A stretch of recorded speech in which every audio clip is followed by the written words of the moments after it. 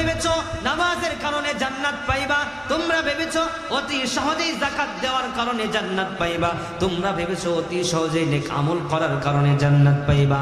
না বান্দা না, দুটি কাজ যদি আমি আল্লাহ তাআলা তোমার মধ্যে না পাই, আমি আল্লাহ তাআলা এমনিতেই তোমাদেরকে জান্নাত দেব না। সুবহানাল্লাহ। বলতে পারেন হুজুর, আপনাদের জবান থেকেই শুনেছি মান ক্বালা লা ইলাহা ইল্লাল্লাহু ফাদাখালাল জান্নাহ, যে ব্যক্তি একবার কালেমা পড়বে ওই ব্যক্তি জান্নাত পাবে। কথা 100% সত্য। আল্লাহর রাসূলের কথা কখনো মিথ্যা হয় না, মিথ্যা হয় না, মিথ্যা হয় না। কিন্তু জান্নাত আমাকে আপনাকে দিবে কালেমা পড়ার পরে। জাহান্নামের মধ্যে দিনকে দিন, মাসকে মাস, বছরকে বছর, যুগকে যুগ পোড়ানোর পরে যখন আমার শাস্তি শেষ হয়ে যাবে, তখন আল্লাহ তাআলা আমাকে আর আপনাকে জান্নাত দেবে। চিল্লায়া পড়েন ঠিক কিনা? কিন্তু কিছু কিছু ব্যক্তি আছে, কিছু আমলদারি ব্যক্তি আছে, কিছু মুমিন ব্যক্তি আছে, যারা মৃত্যুবরণ করার সঙ্গে সঙ্গে কিয়ামতের ময়দানে ফয়সালা হওয়ার সঙ্গে সঙ্গে জান্নাতের সুখ স্বাচ্ছন্দ্য বোধ পাইবে। সুবহানাল্লাহ। আমরা সেই সুখগুলো চাই কি চাই না? কে কে চাই? দু হাত তুলে আল্লাহকে দেখাই। আল্লাহু আকবার। আওয়াজ তুলে পড়েন আল্লাহুম্মা আমিন। আল্লাহ তাআলা কোরআনুল কারীমের মধ্যে জানিয়ে দিলেন, ওয়ালাম্মা ইয়ালামিল্লাহুল্লাযীনা জাহাদু। ও বংশাইদের মানুষ, আমি আল্লাহ তাআলা তো তোমাদেরকে পেলাম না। আল্লাহর জমিনের মধ্যে যারা আল্লাহর সাথে দুশমনি করে, আল্লাহর জমিনের মধ্যে আল্লাহর কোরআনকে যারা অস্বীকার করে, আল্লাহর জমিনের মধ্যে আল্লাহর রাসূলের সাথে যারা দুশমনি করে, যারা গুস্তাখি করে, তাদের সাথে তো কখনো তোমাদের লড়াই দেখলাম না, তাদের সাথে তো কখনো তোমাদের জিহাদ দেখলাম না।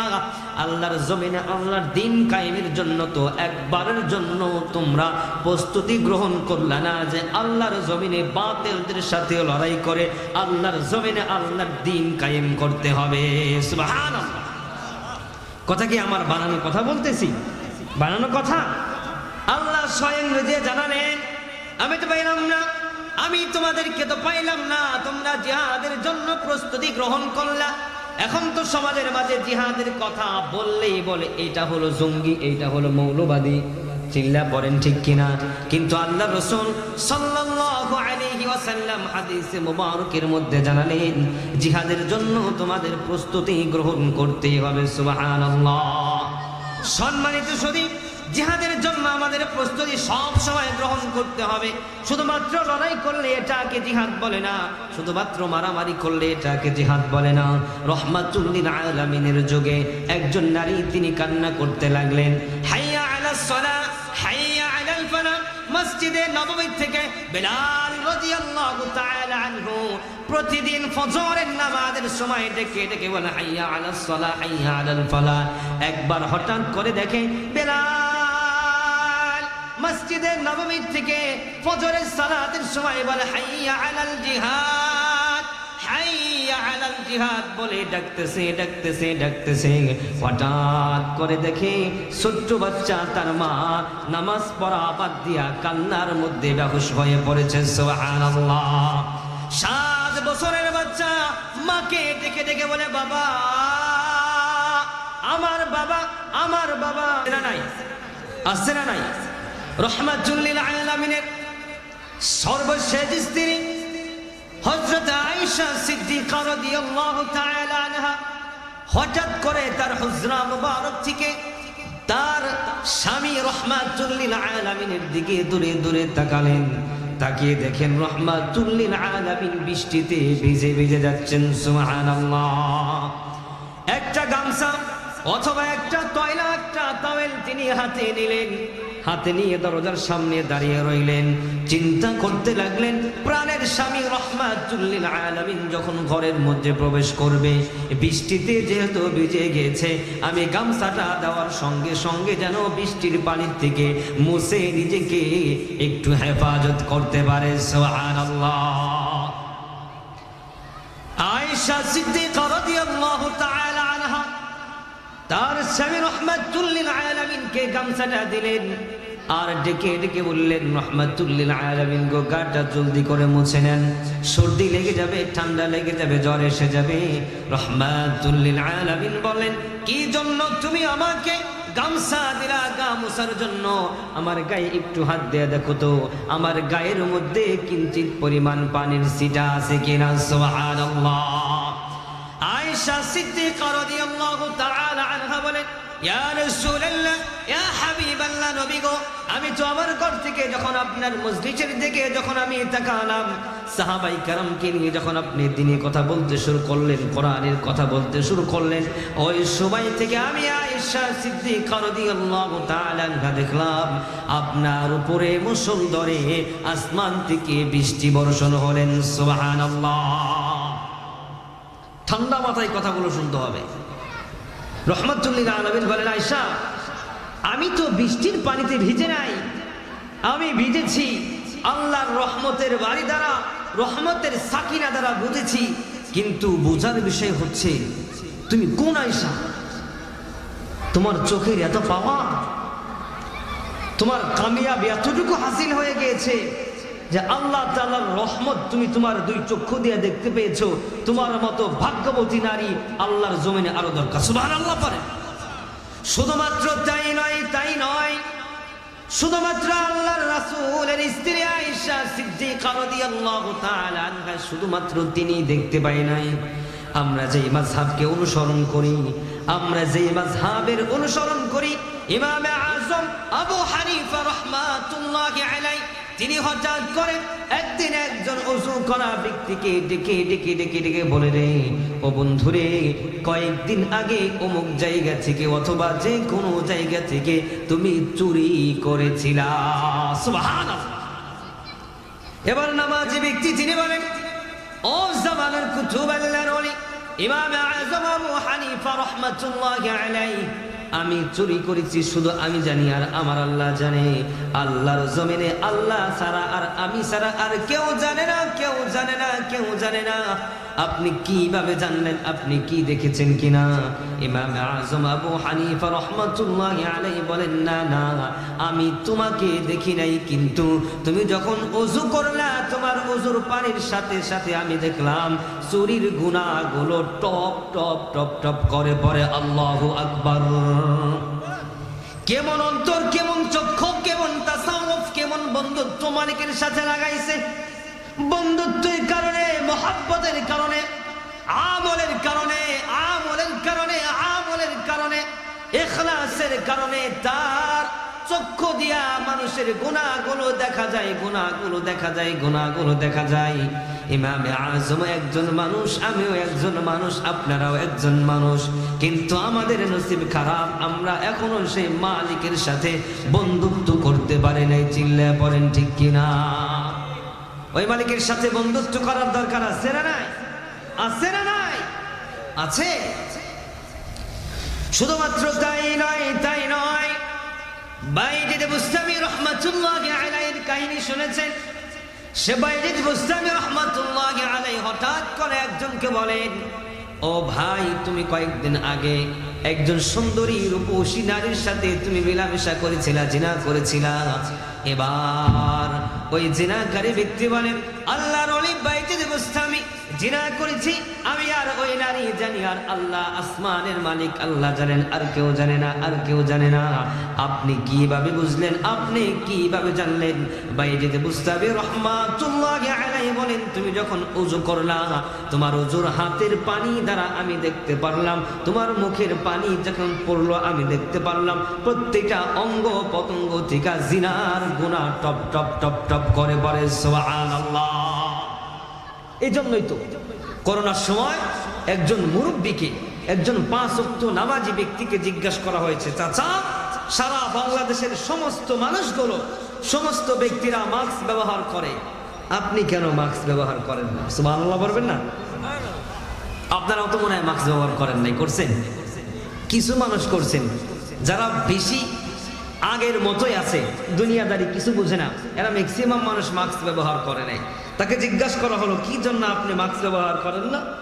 বলে আমার দিল বলে, আমার মন বলে, আমার ঈমান বলে আমি 5 ওয়াক্ত নামাজ ওযু করি, আমার ওযুর সাথে সাথে আমার গুনাহগুলো, আমার রোগগুলো, আমার অসুখগুলো ধুয়ে দিয়ে পড়ে যায়। আমার আল্লাহর রাসূল এই ঘোষণা দিয়েছে, এই কথার মধ্যে কোনো মিথ্যা হতে পারে না। এই জন্য আমি 2 টাকার ডাক্তারের কথা বিশ্বাস করি না, আমি আল্লাহর কোরআন আর আল্লাহর রাসূলকে বিশ্বাস করি। আল্লাহু আকবার। এই হচ্ছে তো ঈমান। আমাদের ঈমান কোথায়? আমরা বলি হুজুর ঈমান আছে, নামাজ না পড়লে কি হবে? ঈমান তো ঠিক আছে। দাড়ি না রাখলে কি হবে? ঈমানদারি পাক্কা ঈমানদার। তুমি কসু শুধু চিন্নি খাওয়ার সময় তুমি মুসলমান, ঠিক কি না? আজকে দেখলাম এই মাইকের আওয়াজ আমার গ্রাম পর্যন্ত যাচ্ছে, আমার মসজিদ পর্যন্ত যাচ্ছে। আজকে দেখলাম, শুনলে তারা রাগ করতে পারে, রাগ করলে কিছু করার নাই, শুধুমাত্র আল্লাহর জন্য কথাগুলো বলে যাই। এমনও কিছু মুসল্লি আছে বৎসরে নামাজ পড়ে না, মাসেও নামাজ পড়ে না, সপ্তাহেও নামাজ পড়ে না। অমুকের বাড়িতে আজকে দাওয়াত, দুপুরের নামাজের পরে দাওয়াত, সন্ধ্যার নামাজের পরে দাওয়াত। আল্লাহর ওই বান্দা সুন্দর একটা টুপি মাথায় লাগায়, সুন্দর জামা গায়ে পরিধান করে, নামাজটা আদায় করে তারপরে মিলাদ পড়ার জন্য যায়। বোঝা গেল ও খাওয়ার নামাজ পড়লো। চিল্লায় পড়েন ঠিক কিনা? ওই ব্যক্তিকে জিজ্ঞেস করলে এই ব্যক্তিকে স্ট্রিট বরাবর বলে, হুজুর আপনার ঈমানের চেয়ে আমার ঈমান পাকা। আমাদের ঈমানের থেকে তাদের ঈমান কি পাকা। আমি 4-5 দিন আগে বাসায় মাহফিলে গিয়েছিলাম। মাহফিলে যাওয়ার পরে আমাকে বলে, হুজুর পাক পাঞ্জাতনের ওয়াজ করতে হবে। আমি বললাম, পাক পাঞ্জাতনের ওয়াজ করা কি ফরজ? তাই না। বলে হুজুর ওয়াজ করতে হবে 4 তরিকা। বললাম 4 তরিকার ওয়াজ করা কি ফরজ? বলে না। আমি কই নামাজ আল্লাহর জমিনে আকিমুস সালাহ ওয়া আতুজ যাকাত ওয়ারকাউ মা'আর রাকিঈন, আল্লাহর জমিনে আল্লাহর নামাজ কায়েম করা এটা ফরজ না নফল না ওয়াজিব? কই হুজুর তা তো জানি না, নামাজ পড়া শুধু ফরজ। আমি বললাম নামাজ পড়ো যেমন ফরজ, আল্লাহর জমিনে নামাজ কায়েম করাটাও তেমন ফরজ। চিল্লা বলেন ঠিক কি না? শুধুমাত্র একা একা নামাজ পড়লে হবে না। সূরা তাহার মধ্যে আল্লাহ জানিয়ে দিলেন, ওয়া'মুর আহলাকা বিস-সালাত, তুমি নিজে নামাজ পড়ো, তোমার পরিবর্গদেরকে নামাজের জন্য তাগিদ দাও। 1বার 2বার তাগিদ হবে না। ওয়াসতাবির আলাইহা, ওই তাগিদের উপরে তোমার দায়বি কায়েম থাকতে হবে। ফজরে বললা, যোহরেও বলতে হবে, আসরেও বলতে হবে, মাগরিবেও বলতে হবে, এশায়ে বলতে হবে। পুরা সপ্তাহ তোমার সন্তানকে, তোমার স্ত্রীকে, তোমার ভাইকে, তোমার বন্ধুকে, তোমার বোনকে, তোমার মাকে, তোমার বাবাকে নামাজের তাগিদ দিতে হবে। নামাজ সবাইকে পড়াইতে হবে। এটার নাম হলো সমাজে নামাজ কায়েম করা। চিল্লায়া পড়েন ঠিক কিনা? শুধু আমরা একা একাই নামাজ পড়ে ভাবতেছি আল্লাহ জান্নাত দিবে। জান্নাত কি মামুর বাড়ির মুয়া নাকি? হ্যাঁ, জান্নাত মামুর বাড়ির মুয়া। মামার বাড়ি গেলে ভাগ্নার চাহিদা মামারা পূরণ করার চেষ্টা করে। এখন আমি আর আপনি ভাবলাম, আমি আর আপনি মনে করলাম জান্নাত তো আল্লাহ বলেই দিয়েছে মামার বাড়ির মুয়া, আল্লাহ দিয়ে দিবে না, এত সোজা না। কোরআনুল কারীম থেকে সেই আয়াতে কারিমা তেলাওয়াত করেছি। আল্লাহ পাক রব্বুল আলামিন সূরা আলে ইমরানের 142তম আয়াতের মধ্যে জানিয়ে দিলেন, ওয়া'মুর আহলাকা বিস, 142তম আয়াতের মধ্যে জানিয়ে দিলেন, আম হাসিবতুম আন তাদখুলুল জান্নাতা ওয়া লাম্মা ইয়া'লামিল্লাহুল্লাযীনা জাহাদু মিনকুম ওয়া ইয়া'লামাস সাবিরিন। জোরে পড়ুন আল্লাহু আকবার। আল্লাহ জানাচ্ছেন, আম হাসিবতুম আন তাদখুলুল জান্নাহ, ও ব্যবসায়ীদের মানুষ, দারা কুমল্লির মানুষ, জাঙ্গালিয়ার মানুষ, নাগরপুরের মানুষ, তোমরা ভেবেছো, তোমরা মনে করেছো তোমরা এমনিতেই জান্নাত পাইবা? আম হাসিবতুম আন তাদখুলুল জান্নাহ, এমনিতেই তোমরা জান্নাত পাইবা? না না, এত সহজ না। কার কথা বলতেছি? আওয়াজ তোলেন, কার কথা? হয় নাই, এখনো অ্যান্টিবায়োটিক পাই নাই। আমার অ্যান্টিবায়োটিক না পাইলে কথা হয় না। আমি বলেছি আগেই, এটা একটা ক্লাসরুম। এটা কিরম? সুরঘাত দিব, আসবে সুরঘাত, অল্প একটু সময় পাইলে সুরঘাত আসবে। এটা ক্লাসরুম, শিখতে হবে। না শিখলে সকালবেলা বসবেন, ভাইনা কি বলছে, বাইস্তা কি বলছে, ভাই কি বলছে, কিচ্ছু বুঝি না, এটাই তো বলবে। আমার আল্লাহ তাআলা রাসূল রাহমাতুল লিল আলামিন তিনি জানিয়ে দিলেন, আজ থেকে 1500 বছর আগে হাদিসের মধ্যে জানিয়ে দিয়েছেন, আল্লাহর কোনো বান্দা যদি তার কলব থেকে হৃদয় থেকে আল্লাহর নামটা হৃদয় থেকে আর মুখটাকে ভরে উচ্চ আওয়াজে যদি আল্লাহকে আল্লাহ বলে ডাক দেয়, আল্লাহকে আল্লাহ বলে ডাক দেয়, আল্লাহর রাসূল জানিয়ে দিলেন ওই বান্দার ওই উম্মতের কখনো হাড়ের কোনো রোগ হবে না। সুবহানাল্লাহ বলেন, আওয়াজ তুলে বলেন না সুবহানাল্লাহ। মাইকম্যান ভাই মাইকের সাউন্ড আর একটু ঠিক করে দেন, মাথা ধরে যায়। কি বললেন আল্লাহ রাসূল? আল্লাহর নাম দিল থেকে মুখটা ভরে যদি আল্লাহ বলে ডাক দেয়, ওই ব্যক্তির কখনো হাড়ের রোগ হবে না। সুবহানাল্লাহ বলেন। আজ থেকে 250 বছর আগে আমেরিকার এক ডাক্তার, তিনি পবিত্র কোরআনুল কারীম, এই কোরআনুল কারীমটা আমরা মুসলমান, আমাদের কপাল বড় খারাপ, আমাদের ভাগ্য বড় খারাপ, কোরআন পড়তেও তো জানি না, আরো কথা হচ্ছে কোরআন অর্থ সহ বোঝারও চেষ্টা করে না। চিল্লায় বলেন ঠিক কিনা? এই কোরআনের মধ্যে সায়েন্স আছে, কোরআনের মধ্যে বিজ্ঞান আছে, কোরআনের মধ্যে রাষ্ট্রনীতি আছে, কোরআনের মধ্যে সমাজনীতি আছে, কোরআনের মধ্যে পেটনীতি আছে, আদার্স অলওয়েজ যা কিছু আপনি চান পবিত্র কোরআনুল কারীমের মধ্যে আপনি পেয়ে যাবেন। চিল্লায় বলেন সুবহানাল্লাহ। আজ থেকে 250 বছর আগে আমেরিকার ডাক্তার তিনি রিসার্চ করলেন, এই কোরআনুল কারীম, অল কোরআনুল কারীম রিসার্চ করে তিনি পাইলেন, তিনি দেখলেন এই কোরআনুল কারীম থেকে তার দিলের মধ্যে একজন খ্রিস্টান ডাক্তার তিনি পাইলেন। মুসলমান যদি ঈমান আনয়ন করার পরে রবকে দিল থেকে জবান থেকে জোরে জোরে উচ্চ আওয়াজে আল্লাহ বলে, আল্লাহকে ডাকে, আল্লাহকে ডাকে, আল্লাহকে ডাকে, একজন খ্রিস্টান ডাক্তার তিনি এটা প্রমাণ করেছে ওই আল্লাহর বান্দা কখনো হার্ট অ্যাটাক করে মারা যাবে না। আল্লাহু আকবার। ও বাজান, সকলে মিলে জবান খুলে বলেন তো রিজকের মালিক কে? হয় নাই আওয়াজ তুলে হায়াতের মালিক কে? এই জোয়ান বড় একসাথে দৌলতের মালিক কে? আওয়াজ তুলে না বললে হাড়ের রোগ সারবে না, হৃদপিণ্ডের রোগগুলো সারবে না। দিল থেকে জবানটা ভরে আওয়াজ তুলে পড়েন হায়াতের মালিক কে? আর শব্দ দিয়া দৌলতের মালিক কে?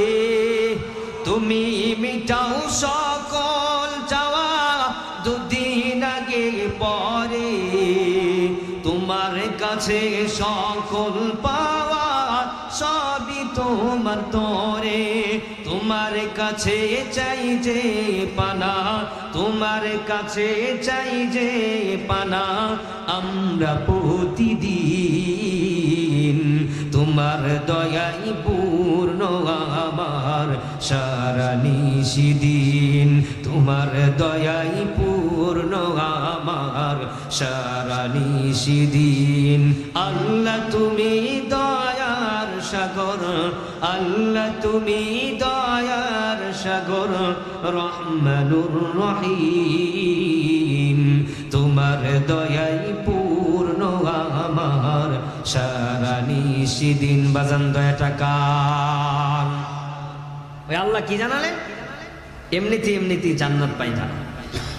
আল্লাহ পাক রব্বুল আলামিন জানায়া দিলেন, আম হাসিবতুম আন তাদখুলুল জান্নাতা ওয়ালাম্মা ইয়ালামিল্লাহু আল্লাযীনা জাহাদু মিনকুম ওয়া ইয়ালামাস সাবিরিন। ও বান্দা, তোমরা ভেবেছো আমি এমনিতেই তোমাদেরকে জান্নাত দান করে দেব? না না, এমনিতেই তোমাদেরকে জান্নাত দান করব না। তোমরা ভেবেছো কালেমা পড়েছো এর জন্য তোমরা জান্নাত পাইবা, তোমরা ভেবেছো নামাজের কারণে জান্নাত পাইবা, তোমরা ভেবেছো অতি সহজেই যাকাত দেওয়ার কারণে জান্নাত পাইবা, তোমরা ভেবেছো অতি সহজেই নেক আমল করার কারণে জান্নাত পাইবা। না বান্দা না, দুটি কাজ যদি আমি আল্লাহ তাআলা তোমার মধ্যে না পাই, আমি আল্লাহ তাআলা এমনিতেই তোমাদেরকে জান্নাত দেব না। সুবহানাল্লাহ। বলতে পারেন হুজুর, আপনাদের জবান থেকেই শুনেছি মান ক্বালা লা ইলাহা ইল্লাল্লাহু ফাদাখালাল জান্নাহ, যে ব্যক্তি একবার কালেমা পড়বে ওই ব্যক্তি জান্নাত পাবে। কথা 100% সত্য। আল্লাহর রাসূলের কথা কখনো মিথ্যা হয় না, মিথ্যা হয় না। কিন্তু জান্নাত আমাকে আপনাকে দিবে কালেমা পড়ার পরে। জাহান্নামের মধ্যে দিনকে দিন, মাসকে মাস, বছরকে বছর, যুগকে যুগ পড়ানোর পরে যখন আমার শাস্তি শেষ হয়ে যাবে, তখন আল্লাহ তাআলা আমাকে আর আপনাকে জান্নাত দেবে। চিল্লায়া পড়েন ঠিক কিনা? কিন্তু কিছু ব্যক্তি আছে কিছু কিছু আমলদারী ব্যক্তি আছে, কিছু কিছু মুমিন ব্যক্তি আছে যারা মৃত্যুবরণ করার সঙ্গে সঙ্গে কিয়ামতের ময়দানে ফয়সালা হওয়ার সঙ্গে সঙ্গে জান্নাতের সুখ স্বাচ্ছন্দ্য বোধ পাইবে। সুবহানাল্লাহ। আমরা সেই সুখগুলো চাই কি চাই না? কে কে চাই? দু হাত তুলে আল্লাহকে দেখাই। আল্লাহু আকবার। আওয়াজ তুলে পড়েন আল্লাহুম্মা আমিন। আল্লাহ তাআলা কোরআনুল কারীমের মধ্যে জানিয়ে দিলেন, ওয়ালাম্মা ইয়ালামিল্লাহুল্লাযীনা জাহাদু। ও বংশাইদের মানুষ, আমি আল্লাহ তাআলা তো তোমাদেরকে পেলাম না। আল্লাহর জমিনের মধ্যে যারা আল্লাহর সাথে দুশমনি করে, আল্লাহর জমিনের মধ্যে আল্লাহর কোরআনকে যারা অস্বীকার করে, আল্লাহর জমিনের মধ্যে আল্লাহর রাসূলের সাথে যারা দুশমনি করে, যারা গুস্তাখি করে, তাদের সাথে তো কখনো তোমাদের লড়াই দেখলাম না, তাদের সাথে তো কখনো তোমাদের জিহাদ দেখলাম না। আল্লাহর জমিনে আল্লাহর দ্বীন কায়েমের জন্য তো একবারের জন্য তোমরা প্রস্তুতি গ্রহণ করলা না যে আল্লাহর জমিনে বাতিলদের সাথে লড়াই করে আল্লাহর জমিনে আল্লাহর দ্বীন কায়েম করতে হবে। সুবহানাল্লাহ। কথা কি আমার বানানো কথা বলতেছি? বানানো কথা? আল্লাহ স্বয়ং নিজে জানালেন, আমি তো পাইলাম না, আমি তোমাদেরকে তো পাইলাম না, তোমরা জিহাদের জন্য প্রস্তুতি গ্রহণ করলা। এখন তো সমাজের মাঝে জিহাদের কথা বললেই বলে এইটা হলো জঙ্গি, এইটা হলো মৌলবাদী। চিল্লা পড়েন ঠিক কিনা?